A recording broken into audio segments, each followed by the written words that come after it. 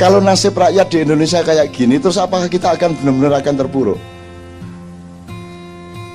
Terus kita nggak punya harapan gitu? Emang hidup lurus kayak gitu? Kan enggak?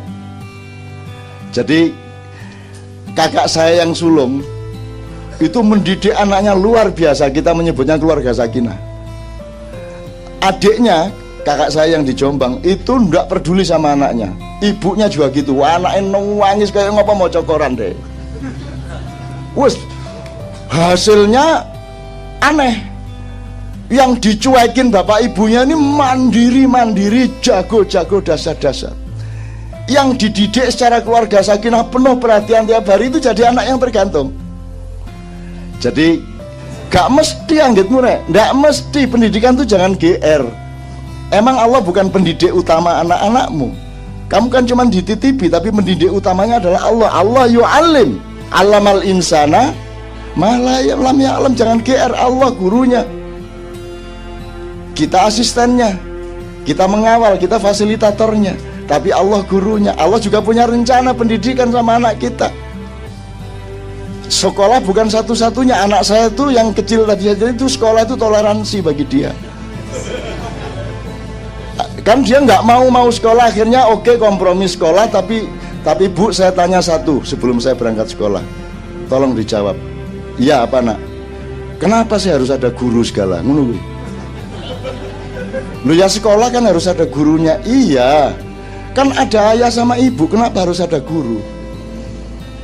Lu ya kan yang didik rampak kan bukan hanya ayah ibu, kan harus banyak orang lain yang juga ikut mendidik rampak. Oh ya oke, saya sekolah. Itu akhirnya sekolah. Sampai sekolah nanti mulai bisa baca, mulai dia kecam-kecam, diwoco sinang. Ayo pulang sekolah langsung nyusun buku untuk besok. Yang tadi dipelajari lagi terus diwoco.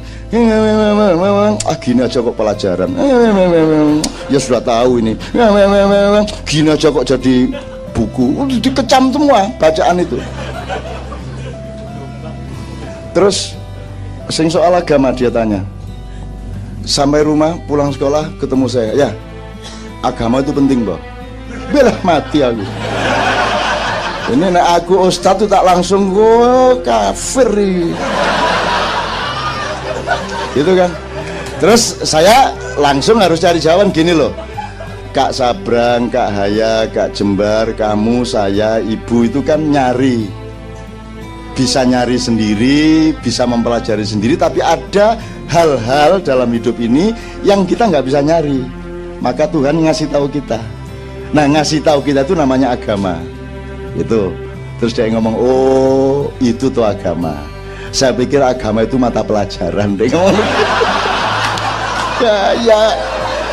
Aku baru ingat, oh iya ya, makanya salah mata pelajaran agama itu. Salah kok mata pelajaran agama itu membungkus semuanya.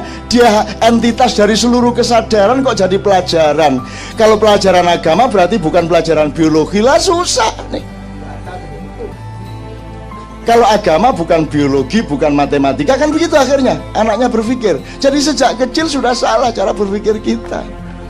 Maka jangan terlalu andalkan seluruhnya ini. Ya sekolah, ya capres, ya NKRI, tidak bisa kamu andalkan. Kamu harus cari lorong hidup sendiri untuk sampai kepada kebahagiaan sejati. Nah, soal pendidikan tadi ya, sekarang saya ingin ngomong sama Anda. Bagaimana kalau bangsa Indonesia ini seperti Garuda? Garuda itu kalau umur 40 tahun, karena dia umurnya mirip manusia ya, 60, 70, 80 gitu. Ya. Kalau dia umur 40 tahun, dia punya naluri, disuruh Tuhan untuk pergi ke gunung. Di sana dia akan mematuk-matuk semua batu dan mencakar-cakar semua batu. Goalnya adalah supaya paruhnya lepas, semua kukunya lepas. Nah begitu lepas dia tidak bisa apa-apa lagi. Disitulah ujian, dia akan hidup lagi atau dia akan mati. Begitu dia hidup lagi, maka cakar yang baru itu adalah cakar yang perkasa. Itu loh. Kamu tidak punya paruh sekarang, kamu tidak punya cakar, betul tidak? Siapa tahu memang kamu oleh Tuhan sedang, bangsa Indonesia sedang mulai ditumbuhkan paruh dan cakar yang benar-benar Garuda perkasa. Kan begitu. Ini kalau Garuda. Kalau orang Sparta, bangsa Sparta, umur 9 tahun langsung dibuang ke hutan. Nanti yang balik berarti dia pendekar. Yang mati, matilah. Itu umur 9 tahun. Saya tanya, anak yang tidak dibuang ke hutan dengan yang dibuang ke hutan terus balik, hebat mana? Hebat yang dibuang ke hutan. Sekarang saya tanya, Anda ini sama pemerintahmu dibuang ke hutan apa dipelihara? Enggak dibuang, cuman ganok nggone akhirnya melayu nang alas kan gitu. Jadi saya tanya, berarti lebih sakti mana bangsa Indonesia atau bangsa lain yang dipelihara dengan baik? Bangsa Indonesia. Itulah sebabnya Ma'iyah tahan seperti ini. Gitu? Jelas ya? Tarsan no. Ma'iyah Tarsaniyah gitu. Oh, Tarsan tuh dahsyat toh. Enggak gampang. Masa Tarsan masuk angin? Enggak mungkin. Tarsan mencret tuh. Gak ono Tarsan kok mencret. Dia tangguh luar biasa. Dan Anda punya ketangguhan yang tidak sampai 2 minggu bisa recover gempa. Dari gempa yang begitu dahsyat. Tidak sampai 2 minggu loh, saya Sri Sultan Mbah Marijan Bupati Bantul mengumumkan Jogja mandiri, Bantul mandiri, tidak perlu lagi ada bantuan nasional maupun internasional. Kita umumkan di pusat gempa di Pleret. Dan di Bantul berdiri lagi rumahnya, dan sehari setelah gempa itu sudah tidak ada orang cemberut lagi. Guyang guyu, cengenges, ketemu saya, Cak, alhamdulillah. Kok alhamdulillah piye? Rumah saya diterima oleh Allah Subhanahu wa taala. Ngono. Coba, itu kan tingkat kesadaran, Mas. Bener nggak? Tingkat kesadaran. Bukan rumah saya hancur, dia bilang rumah saya diterima oleh Allah. Baru saya bikin, belum saya tempati 1 minggu sudah diterima sama Allah, Cak. Loh, itu tingkat kesadaran. Ya, teman-teman sekalian, jadi saya memberi catatan kepada Anda bahwa Anda ini mungkin anak kecil yang oleh orang Sparta dibuang. Dan orang Sparta inilah yang kemudian dengan hanya 300 prajurit mampu mengalahkan 10.000 prajurit yang ya menahan. Yang kita ambil bukan sejarah menang kalahnya, yang kita ambil adalah metodenya. Jadi 300 pasukan yang dipimpin Leonidas ini, kenapa mereka bisa bertahan dari 10.000 penyerbunya? Karena mereka yang menciptakan ruang untuk peperangan. Dan di dalam ciptaan ruang itu mereka memilih metodenya. Kalau Anda masuk ke medan perang lawan, Anda diatur oleh lawan Anda. Kalau Anda pakai pola berpikir Ma'iyah, Anda tidak bisa diatur oleh orang lain. Tamengnya berbeda, pedangnya berbeda, ada tombak yang berbeda. Tamengnya tidak untuk menamengi diri, tapi untuk melindungi sebelahnya. Jadi ada sistem kebersamaan yang luar biasa. Dan Anda terbukti mampu. Anda pikir Ma'iyah cuma Anda sama saya? Anda pikir dia bukan gelombang? Anda pikir dia tidak meresonansi? Dia akan terus-menerus melahirkan. Karena dia gelombang, dia partikel, dia akan terus ada. Entah bagaimana bentuk pewarisannya dan regenerasinya, tapi dia akan terus. Apalagi Ma'iyah tidak punya pamrih untuk menjadi eksklusif atau menjadi dirinya dengan apa? Identitas-identitas yang material. Ormas enggak, parpol apalagi, madhab yoga gitu loh. Tapi kalau dilihat frekuensi yang didalami di Ma'iyah lebih luas dari semua yang dikenal di dalam madhab-madhab. Bener nggak? Loh, karena persoalan kita ruwetnya kayak gini ya. Maka kita harus mau merespon dengan bervolume-volume, berdimensi-dimensi kesadaran yang luar biasa. Apa yang dilakukan Leonidas dengan 300 prajuritnya melawan 10.000 itu sama dengan yang dilakukan oleh Rasulullah dengan perang Badar. Karena dia akan diserbu oleh 2.500 pasukannya Abu Jahal, sekutu, padahal pasukannya Rasulullah cuma 300 juga. Ya, 300 juga. Maka nomor 1 yang dilakukan Rasulullah adalah memilih medan perang. Maka diajak ke 250 km dari Madinah ke Lembah Badar. Dengan dia pilih ruang itu, maka dia bisa atur strateginya. Lawan harus terikat kepada strategi ruang yang diciptakan oleh Rasulullah. Akhirnya Anda tahu menang Rasulullah, meskipun menangnya itu ya dengan dalam tanda petik diplomasi dan akal-akalan sedikit sama Allah itu. Saya ulang, saya kira yang sudah S2 maknya sudah ngerti inilah. Yang semester awal ini ya, kan Rasulullah mengatakan gini, ini pasukannya bukan prajurit bener mas, ini saonone arek lanang lah. Wis pokoknya berangkat kabeh, ayo saya arek angger lanang berangkat wis, angger gak wandu wis berangkat wis. Wah, berangkat semua. Itu pun sudah mas 200 km, 230 km jalan kaki, panasnya kayak gitu. Loyo udah sampai tempat, sampai Badar udah loyo. Pasukan gerak ngene iki. Dikenek ngene ke Rasulullah tiba gitu. Udah bukan pasukan, bukan prajurit, pokoknya saanane. Tapi Rasulullah bilang sama mereka, ya ayyuhan nas innama tunsoruna wa turhamuna wa turzaquna bidu'afaikum. Wahai pasukan Islam, kalian akan diberi pertolongan oleh Allah, kalian akan diberi kemenangan oleh Allah, dan kalian akan diberi rizki oleh Allah. Tetapi tolong tahu, itu bukan karena kalian hebat, tapi karena kalian datang ke sini untuk membela orang-orang yang engkau tinggalkan yang lemah di kampungmu. Jadi kalau Anda berangkat perang dengan membela orang-orang yang lemah, Anda diberi berlipat-lipat kekuatan oleh Allah Subhanahu wa taala. Dan akhirnya menang bener. Ini ngomongnya kan ngawur mas, secara ilmu militer menang yo opo, panah gak jangkep, tombak gak jangkep, pedang wis putol-putol, ngelawan 3.000 pasukan Abu Jahal, sekutu Inggris ikut, Jerman ikut, semua ikut. Gimana mau menang? Itu kan penipuan sebenarnya pidatonya Rasulullah. Menang piye? Kalau dilihat sama Hitler, ngawur Kanjeng Nabi kan gitu kan. Tapi kan kalau Allah mengizinkan innallaha balighu amrihi, Allah akan membuatmu mencapai apa yang kamu perlukan. At-Tolak ayat 3. Pas apal. Terus sama Allah dia bilang, lain lagi diplomasinya. Dia kan hatinya tidak diomongkan, hatinya gini, ya sorry ya saya ngomong gitu, ya Allah ya gimana dong, mosok saya tidak kasih semangat mereka, ya dibombong-bombong dikit lah, ya mosok saya bilang, wahai pasukan, tidak mungkin kamu menang. Oh iki mek sakjane arek lanang. Mustahil, masa ngono panglima perang. Pemimpin apa yuk?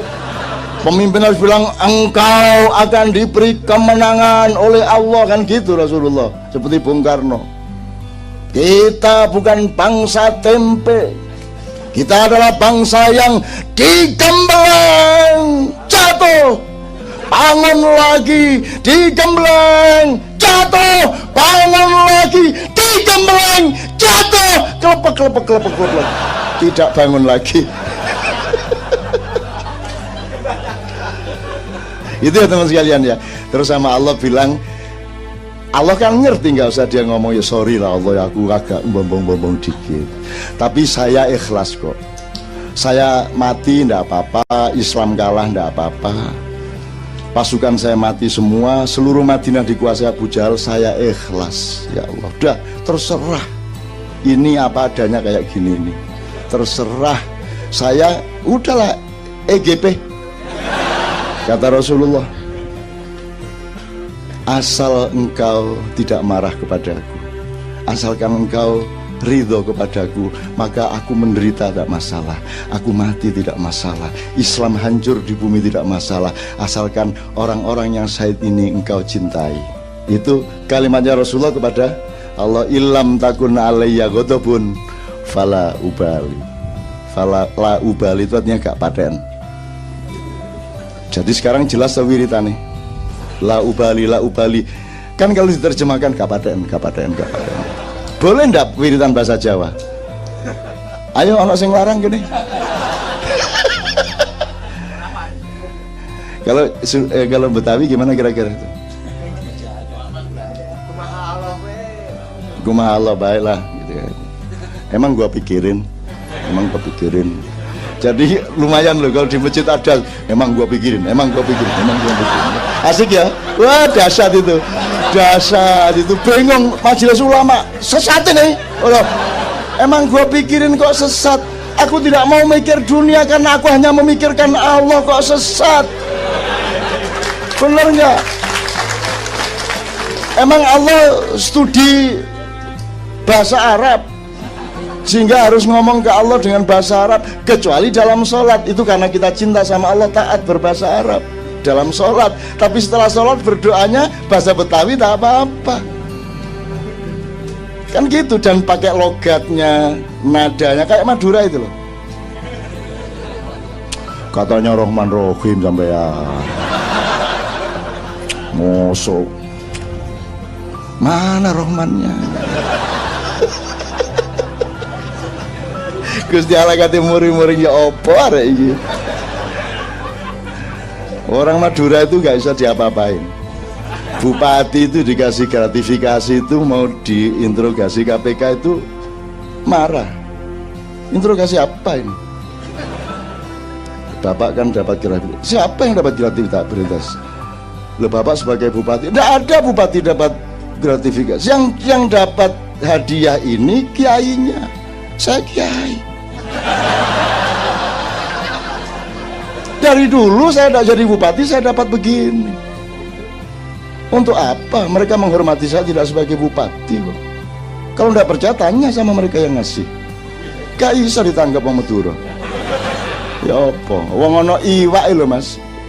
Perahu Madura sampai ke laut Malaysia, ditangkap oleh Malaysia. Anda melanggar teritorial apa? Lu ini perahu sampai masuk ke wilayah Malaysia. Lu, saya enggak masuk Malaysia. Saya itu ngejar ikan mujair dari Surabaya.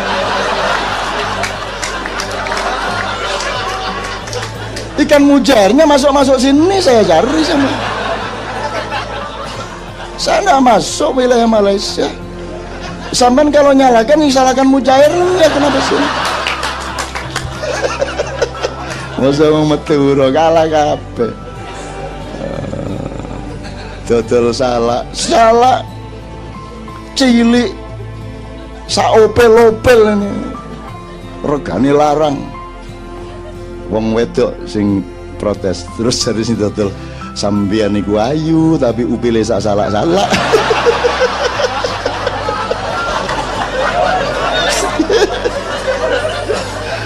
Yes. Madura jadi Madura itu saya kira memang Allah menciptakan secara khusus. Lo coba Anda lihat antropologinya. Lo apa toh jaraknya sama Surabaya itu 20 kilo, cuman 20 menit. Kok bahasanya beda banget itu gimana itu? Ya toh Mas. Kan mestinya kan mirip-mirip Surabaya dikit ya. Enggak kok. Cuman mencolot lo kok terus tiba-tiba berbeda. Ini berarti bukan orang asli sini, mesti dari atas taruh di Madura. Alien. Bener ya Mas?